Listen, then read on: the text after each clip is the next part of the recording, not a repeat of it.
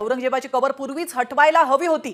कबर काढण्याच्या आंदोलनाला आमचं समर्थन असल्याचं महंत रामगिरी महाराज यांनी म्हटलंय. औरंगजेब हा क्रूर प्रशासक होता. त्याने मंदिरे पाडून मस्जिदी बांधल्या. त्यामुळे त्याची कबर हटवायला हवी असं विधान रामगिरी महाराज यांनी केलंय.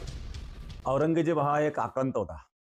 औरंगजेब एकतर भारतीय वंशाचा नव्हता आणि एवढे अत्याचार त्यांनी केले, तर अशा व्यक्तीची कबर ठेवून काय करणार आहे? संपूर्ण देशामध्ये ज्यांनी आतंक माजवला, त्यांनी कुंभमेळ्यावर सुद्धा हल्ला केला होता. तर अनेक प्रकारची मंदिरं त्यांनी पाडली. त्या संभाजी महाराजांना आणि धर्मपरिवर्तनाकरता त्यांनी किती प्रयत्न केले. धर्मपरिवर्तन लोकांचं करून घेतलं. संभाजी महाराजांचे हालहाल करून मारले.